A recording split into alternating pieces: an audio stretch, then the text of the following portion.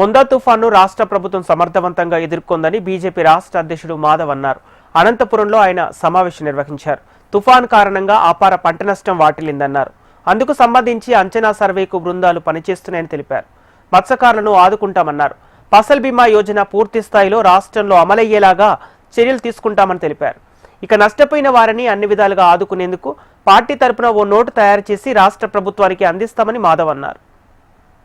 ICP మొదటి నుంచి వాళ్ళు అవలంబిస్తున్న వైఖరి ఏంటంటే ఏ చర్యని కూడా స్వాగతం పలకకుండా సకారాత్మక విమర్శ చేయాల్సిన సందర్భంలో నకారాత్మకంగా వ్యవహరించడం వాళ్ళ ఆనవాయితీ అయిపోయింది. ఆ విధంగానే గతంలో గూగుల్ వచ్చిన సందర్భంలో వాళ్ళు మాట్లాడిన తీరు, అలాగే ఈ ముంతా తుఫాన్ వచ్చిన తర్వాత రాష్ట్ర ప్రభుత్వం తీసుకున్న చర్యలకు ఎక్కడ కూడా సహకారాన్ని అందించడం కానీ ఇవి చేయకపోవడం, అయిన తర్వాత షో అనే విషయం మాట్లాడటం. ఇవాళ మీరు ప్రత్యక్షంగా చూడొచ్చు, అన్ని చోట్ల కూడా ఆ యొక్క క్యాంపులు ఏ విధంగా నిర్వహించారు, కిరోసిన్ కానీ సోలార్ ల్యాంపులు కానీ ఏ విధంగా అక్కడికి తీసుకెళ్లారు, అలాగే ఆహార పదార్థాలు ఏ విధంగా ఇచ్చారు, అలాగే గ్రామాలన్నింటినీ కూడా ఖాళీ చేయించి ఏ విధంగా వాళ్ళని నిర్వాసిత క్యాంపులు తీసుకొచ్చారు విషయం ప్రత్యక్షంగా చూడొచ్చు. ఆ విధంగా పెద్ద ఎత్తున యంత్రాంగాన్ని అప్రమత్తం చేయడం, ముందుకు తీసుకెళ్ళడం జరిగింది.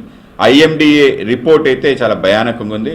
అది 1983లో ఆ ప్రాంతం కోనసీమకి వచ్చిన నష్టానికనే ఎక్కువ ఉంటుందని చెప్పి అంచనా వేశారు. దేశవ్యాప్తంగా ఈ యొక్క ముంతా తుఫాన్పై చర్చ జరిగింది. అన్ని ప్రభుత్వ అలాగే పాఠశాలకి 3 రోజుల పాటు సెలవులు ఇవ్వడం జరిగింది. ఈ నేపథ్యంలో అనేక చర్యలు తీసుకున్నారు. అయినా కూడా ప్రతిపక్షం దాని యొక్క పాత్రని పోషించకుండా ఇటువంటి ప్రలాపనలు చేయడం చాలా దురదృష్టకరం. కనుక అందరూ కలిసి విపత్తు సందర్భంలో అందరూ కలిసి అడుగులు వేసే నేపథ్యం ఆంధ్రప్రదేశ్లో లేదు. ఆ విధంగా ప్రతిపక్షం కూడా ఇటువంటి విపత్కర పరిస్థితుల్లో రాష్ట్ర ప్రభుత్వంతో కలిసి ఎక్కడెక్కడ నష్ట నివారణ చేయొచ్చో ఆలోచన చేసి ముందుకెళ్లే విధంగా ఉండాలని చెప్పి మేము వాళ్ళని కోరుతున్నాం.